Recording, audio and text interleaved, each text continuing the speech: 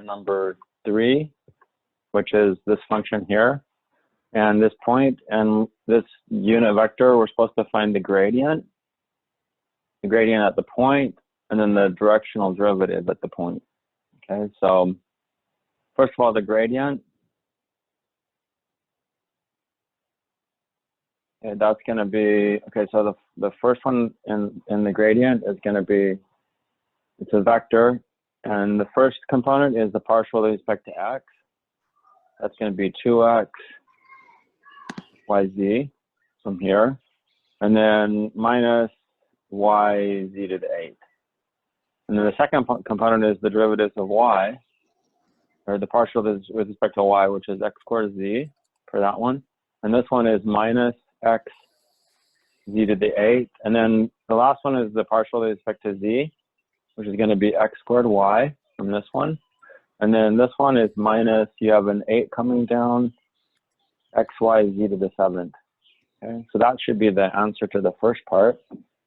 When you put that in, make sure that you use the vector brackets.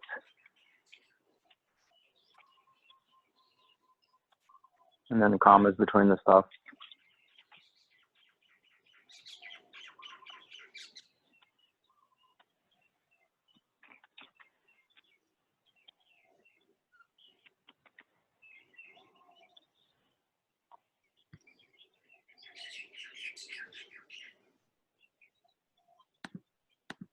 Okay, and then, so that's the answer to the first part right there. And then evaluate it at the point 6, negative 1, 1. So that means we set x equal to 6, and then y equal to negative 1, and z equal to 1.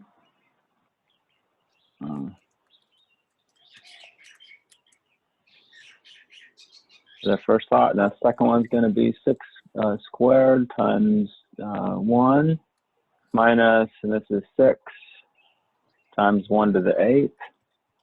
And then the next thought is, what is that? 6 squared times y, which is negative 1, minus 8 times 6 times negative 1 times 1 to the 7th. Okay, so that's going to be, what is that, negative 12 plus 1, so that's negative 11. Interesting. And then this is 36 minus 6, which is 30. And this is negative 36 plus 48. 12?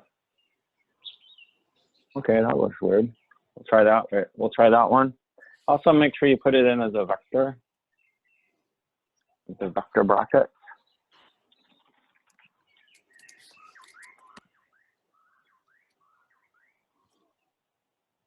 And then finally, yeah, so that's the answer to the second part. And then finally, the last one is the directional derivative in the direction of u.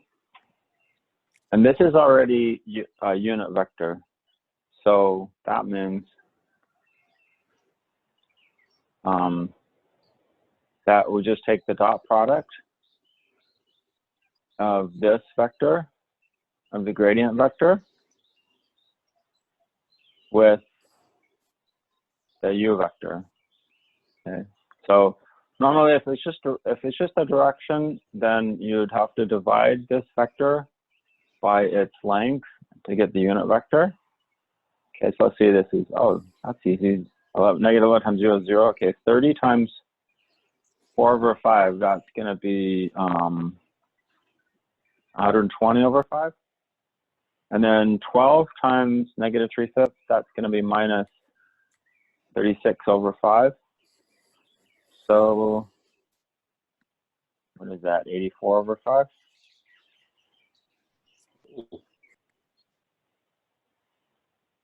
Okay, so that's going to be, and that's the answer to the last part. Okay.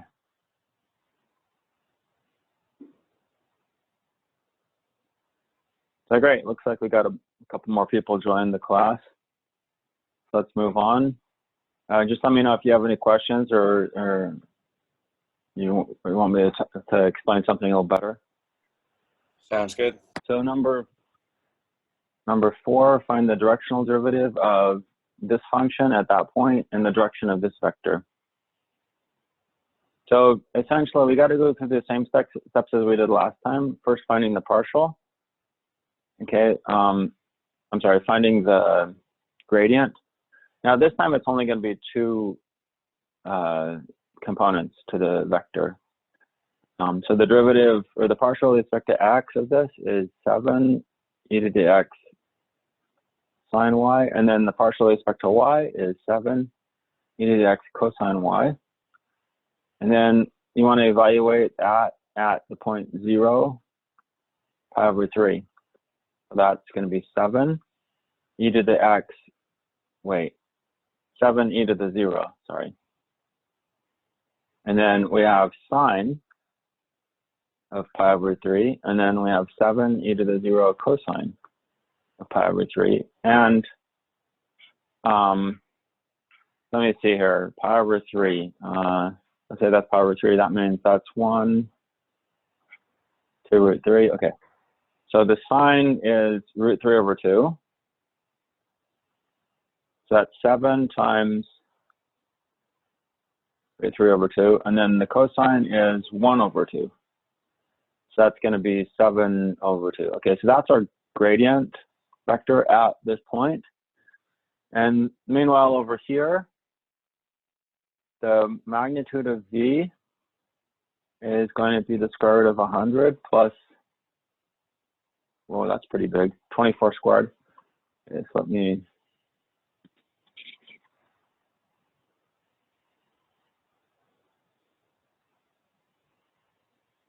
that's the square root of 676. Let me see if that works out good. Oh, good, that's the square root of, that's 26. Okay, so the vector that we're going to take would be v over the magnitude of v, which is going to be negative 10 over 26, 24 over 26, which simplifies to negative 5 over 13 and 12 over 13. Okay, so the directional derivative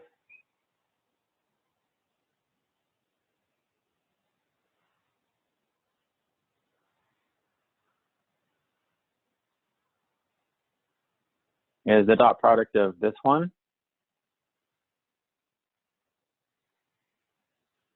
with this vector here, the unit vector.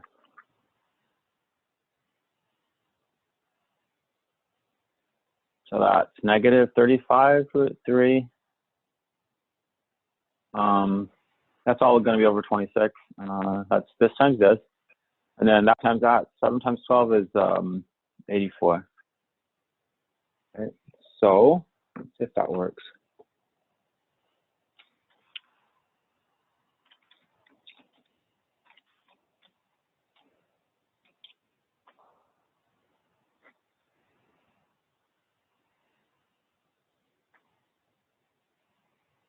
Yeah, so that should be the answer to number 4. Okay, now I think I'll skip number 5, let you guys do that one because we're kind of running behind. And this is really similar. So again, you're just going to take the gradient of that. It's just u and v, so just 2 components, partial of u, partial with respect to v. And then normalize that, that'll be 3/5, comma 4/5, and then dot product those 2. And that should be it. Okay, now, so number 6, find the maximum rate of change of this at the point 0, 9 and the direction in which it occurs. So what happens is if we take the gradient, so the directional derivative is the gradient times the unit vector in the direction that we're going, right? So if you take the gradient, you're going to get see, partial with respect to x is going to be 6. You have y coming out, so 6, and then that's sine derivative of cosine. A sine is cosine. So you're going to get that. And then for the y, for the partial of this with respect to y, you get 6x sine of xy. And then if you put in 0, 9, so that's setting x equal to 0 and y equal to 9, then you get 6 times 9 times, and then cosine 0 is 1. And then you got 6 times 0 times, and then sine 0 is also 0. Okay, so you're going to get 54, comma 0. Now, if we take, okay, so directional derivative in the direction of u, okay, where you have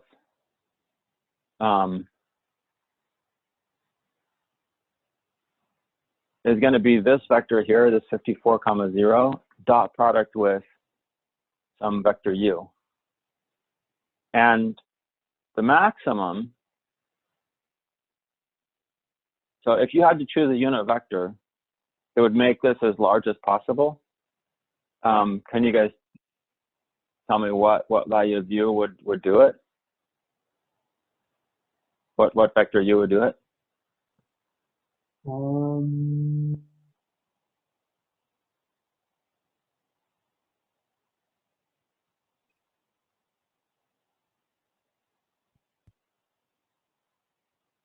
Then you have to be length 1. Okay, so it's more general. Okay, this vector here points straight this way, right? Okay, so now if you take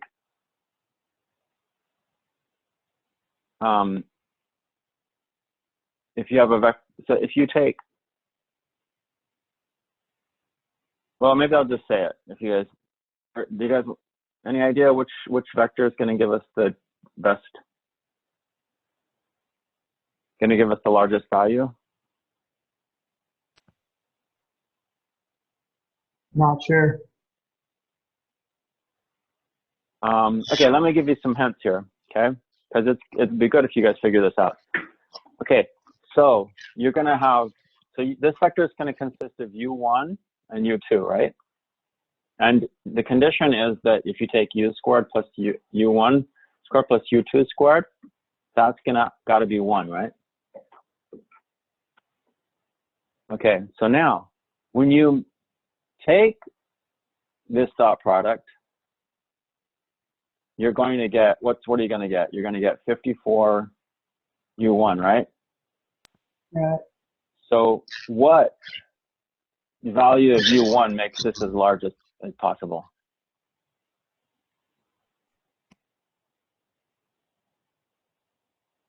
If this is true, what's the largest that u1 can be? What's the largest?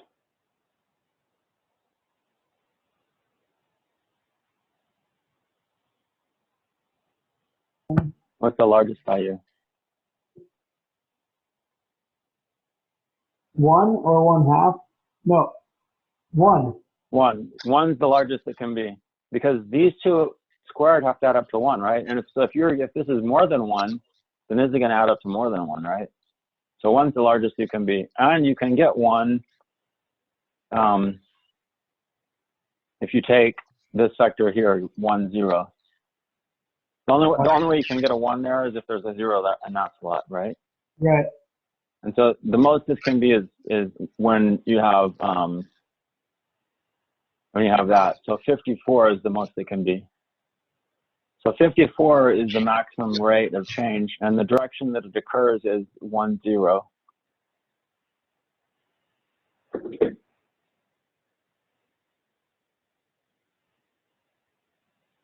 So that's the answer, Brother Hurst, that we plug in? Yeah, I think so. I'm plugging it in to double check.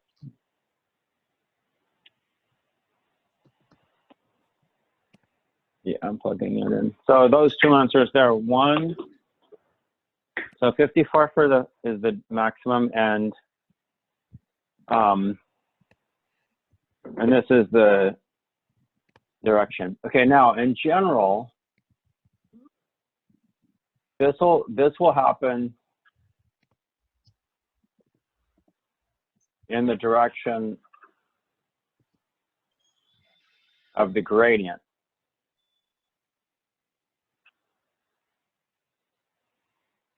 Okay, so the direction of maximum rate of change is the direction of the gradient, because you're just going to be taking, because that's going to give us the most that's going to give us the largest value. And then the lowest rate of change, that's the minimum rate. The minimum happens in the direction of negative of the gradient. Okay, that's where the minimum happens. Okay, let's do number 7, and I'll kind of maybe this will help you to see a little bit better. But see, you can see right here that this is the same direction as that, right? They're both pointing in the same direction. Right. Okay. So number 7, find the maximum rate of change of this one at the point 629 and the direction in which it occurs. Okay, so the gradient again is so this is 8y(x) to the 1/2. So that's going to be 4y.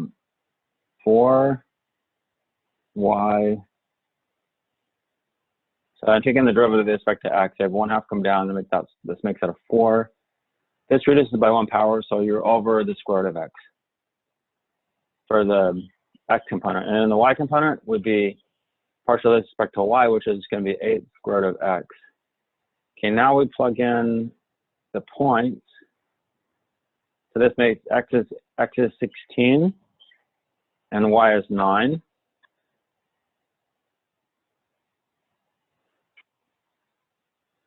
Okay, so we have, these are going to cancel. You have 9, and this is going to be 8 times 4, which is 32.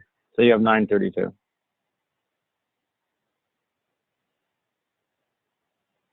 So what you do is you find the length of this vector.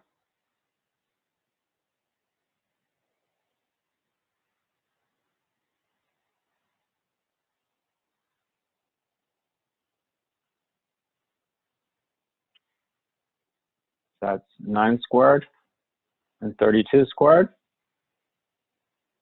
which is, so what I'm trying to do is I'm trying to find the unit vector in the same direction. Okay.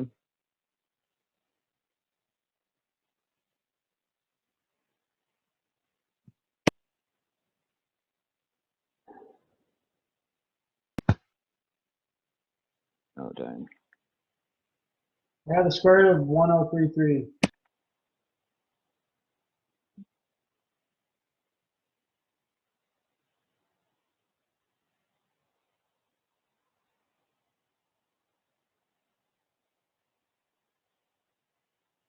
What'd you got? 1105? I got the square root of 1033. Okay, it's just, okay, so hold on. So 1033, really? Did I do it wrong? Oh, never mind. I put a 3 instead of 9. Okay, so I have a square root of 1105, and I don't see how you can. No, I miscalculated. Okay. Yeah, I don't see how to simplify that 1105. It's not a perfect square, so I guess that's okay. Okay, so this is the length, right? So the direction is going to be this one divided by its length.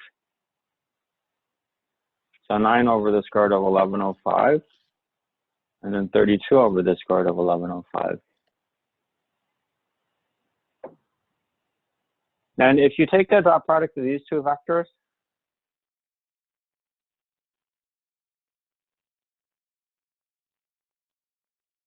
okay, with U. Okay, so this vector and this vector, if you take the dot product, you're just going to get the length of the gradient.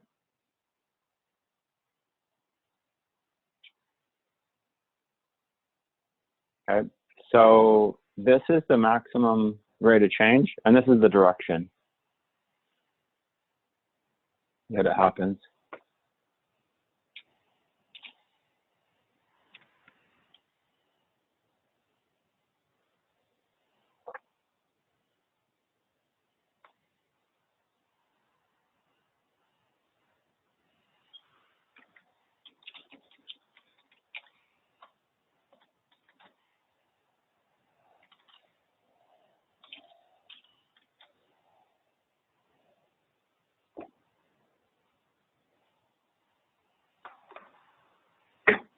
Yeah, that worked.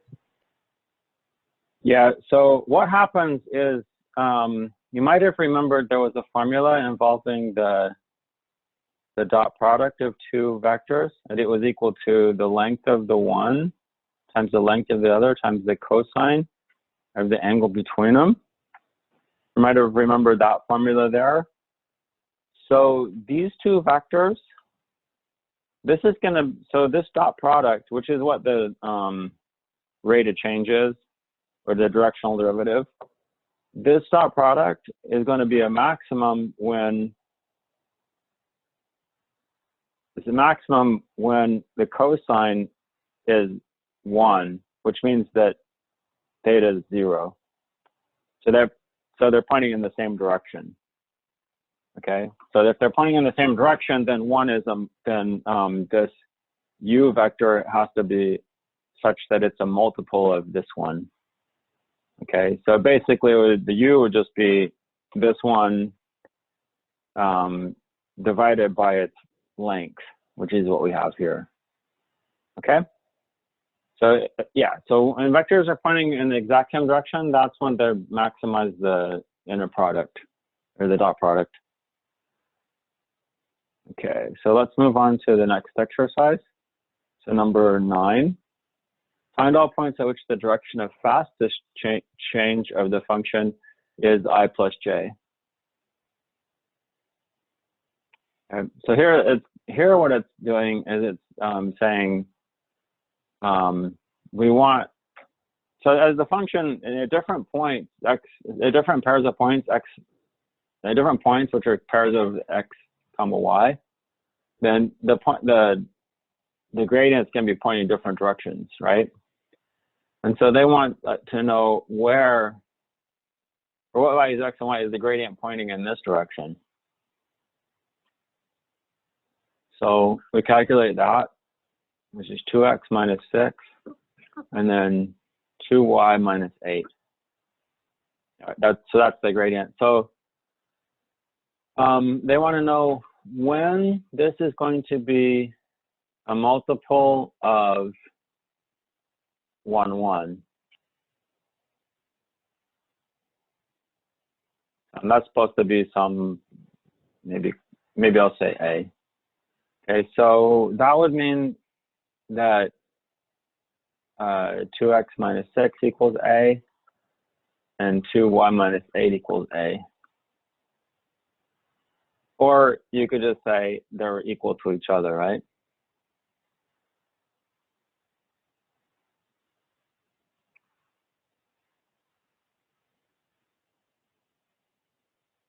Interesting. I should have done that the other way around. Say 2x minus 6 equals 2y minus 8. So bring the 2y over here. And then add 6 to both sides, so you get negative 2. Divide everything by 2, so you get x minus y equals negative 2. Or I could multiply by negative 1, so I get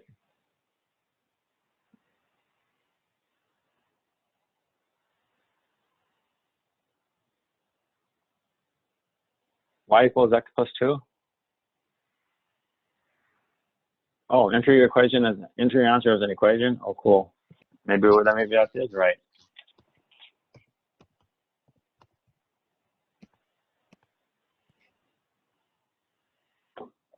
No.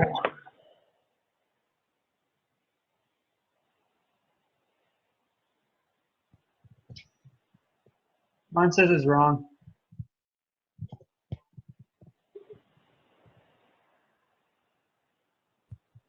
Yeah.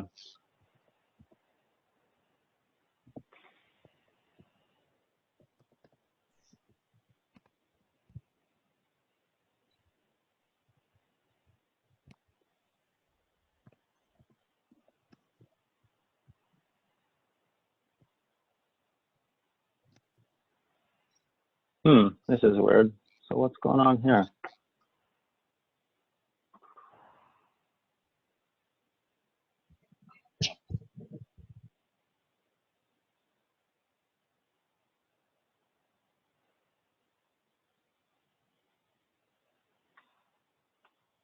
Oh, do you divide 2 on all of them, and so it becomes y is equal to x plus 1?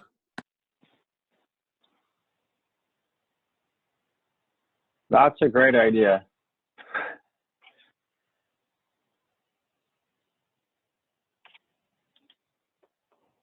How does? Yay, that works now.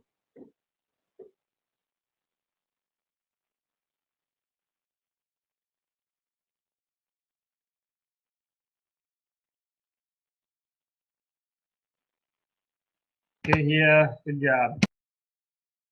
There's one other thing here that I think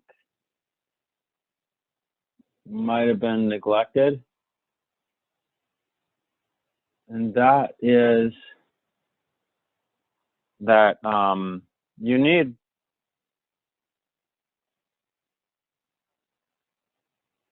them to be, so you also need 2x minus 6 to be greater than, you need that to be positive. So I think you're going to need 2x, you're going to need x greater than 3. I think you need x greater than 3 also to work, because if you're less than 3, then, so like if you're pointing it in the direction -1, -1, so you're pointing opposite this, then you're actually at the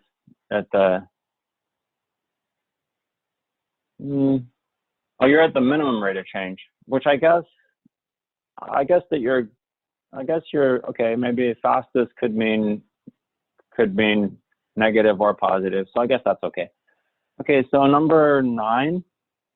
So maybe you don't need that part there. Okay. So because if you're pointing in the opposite direction, then you are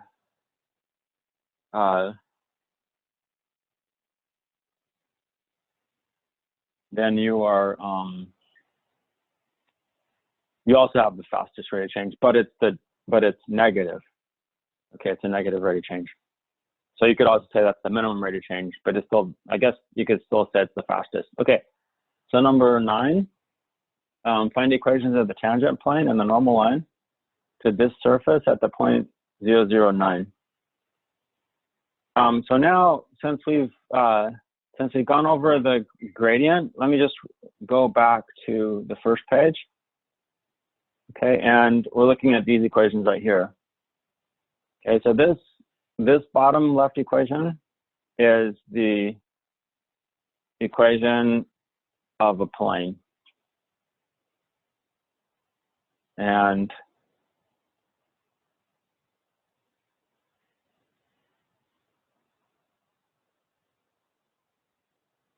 the gradient, that's where the gradient is A, B, and C.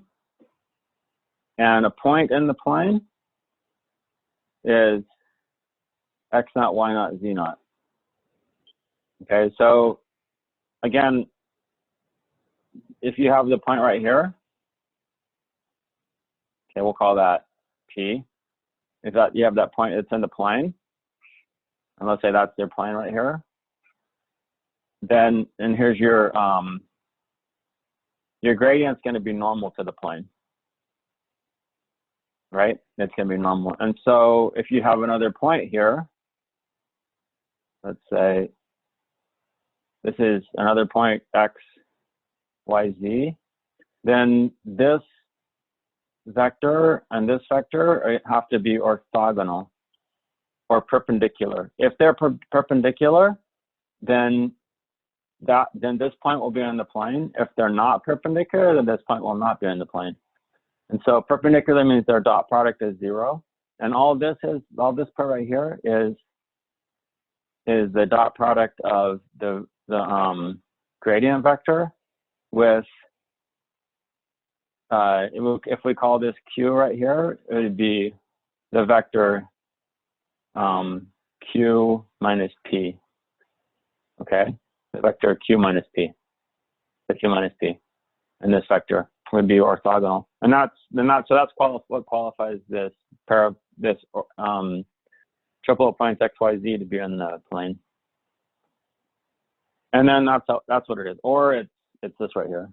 The gradient dot product with, I think I mixed these up, X0, Y0, and Z0. Okay.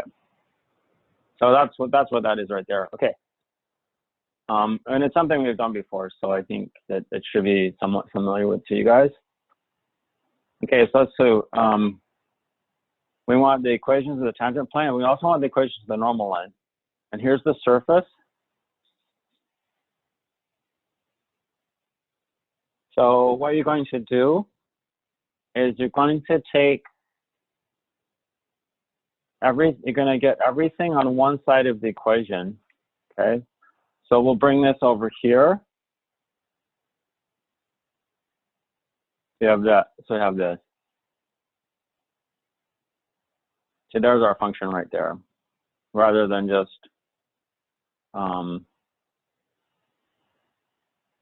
yeah. So rather than just have, I don't know, just have x plus 5 z.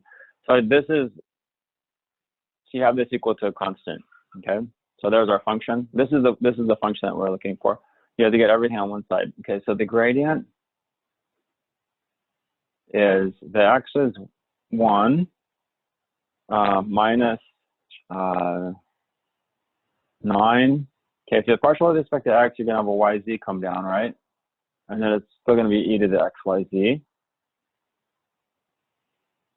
And then for the y's, it's going to be 1 minus 9 xz, e to the xyz. And then for the z, that's going to be 1 minus 9 xy, e to the xyz. Okay, and we're looking at the point 0, 0, 9. Brother Hurst, where do you get the 1 from? The partial with respect to x is 1. Oh, this is only in respect to x. Yeah, this is with respect to x. Okay, So okay, I get got a 1 from there. And this one comes from there. Yeah, okay. That one comes from the z. Okay, so now if you put, if we're setting x and y both equal to 0, then that's going to knock out that. It's going to knock out that. It's going to knock out that. So it's just going to be 1, 1, 1. Wow. Oh, that's interesting. So the gradient is 1, 1, 1. After seeing all this thing right here and thinking, oh, this is going to be pretty tough, they all zeroed out on the gradient. Okay, good. So the tangent plane. Again, we're looking at the gradient dot product with x minus 0, y minus 0, z minus 9, and that setting equal to 0. So this is 1, 1, 1. So that's just going to be x plus y plus z minus 9 equals 0. Okay, so we can see if that works. So x plus y plus z, you could say that equal. You could set it equal to 9 if you want to. That works. Yes. Okay, that works. Okay, now the normal line. So this is the tangent plane right here.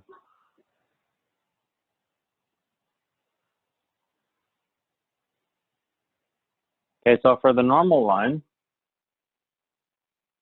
the direction is the gradient.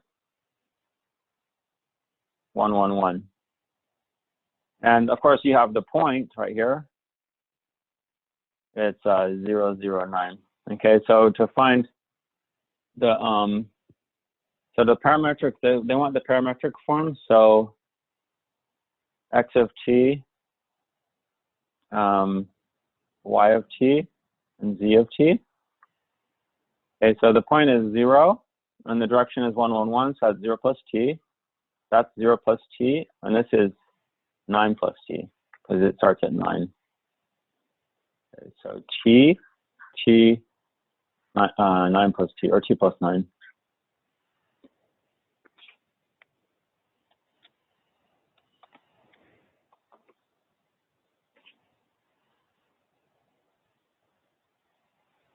Okay, so that's the that's that one. They put when you put it in Webassign, don't use parentheses because they have parentheses already there for you. I don't need to worry about that part.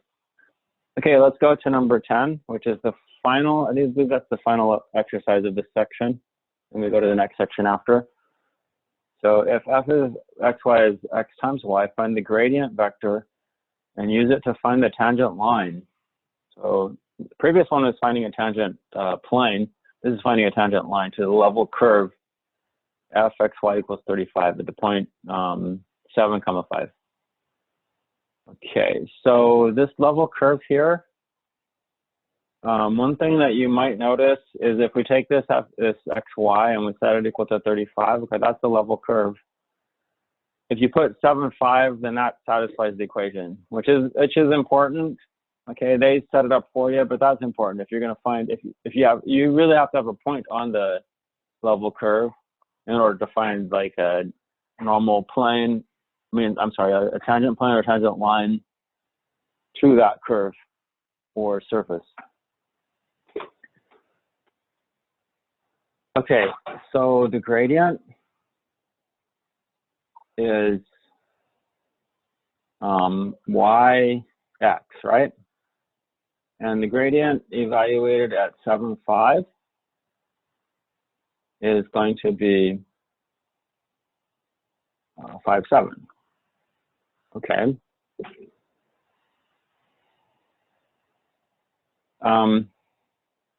If we proceed as before, just sort of mirroring what we did with the tangent plane, then it would be, the next step would be take the dot product of this with the vector x minus 7, y minus 5, and set that equal to 0. Okay, so 5, 7, dot product with x minus 7, y minus 5 equals 0 is going to give us 5x minus 35 plus 7y minus 35 equals 0. So 5x plus 7y equals 70. Okay, so we were supposed to write this down, and we're supposed to put that in there. I didn't realize. So 5, 7.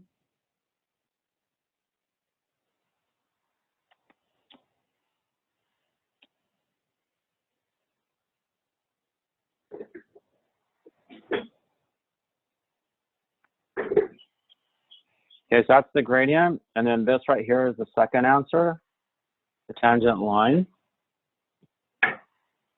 And then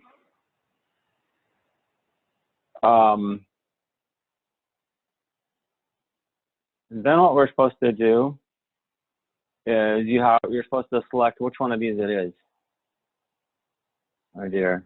Okay, so now the original equation is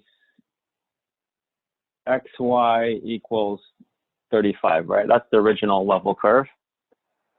So it's going to be, so that means it's not going to be that or that, right? Because the curve is going to go like this. If you have this curve is going to be like this, like that. And yeah, so it's going to be like that. And then at the point 5, 7, that's going to be either here or here. And the tangent line is going to be right there at the point, right? Right. So I think it's got to be the upper right.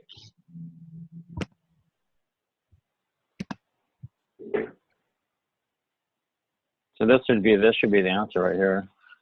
Yeah, it is. Okay, great. Right.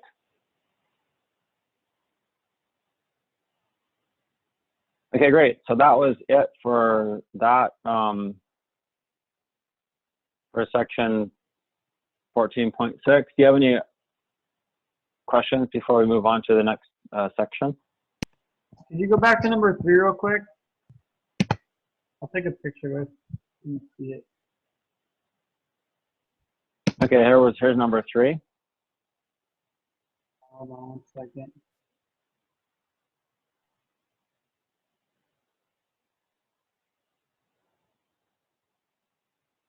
That's a 5, by the way.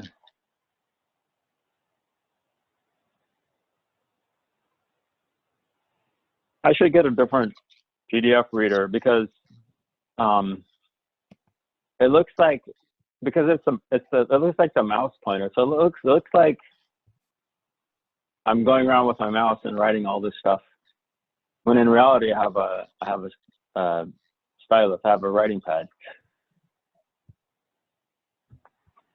So the first answer is the gradient of f, right? That's the first answer. Yeah, this is the first answer. 2x, y, z minus. And then this is the second answer. Okay, we'll go back to number 10 in a second. Okay.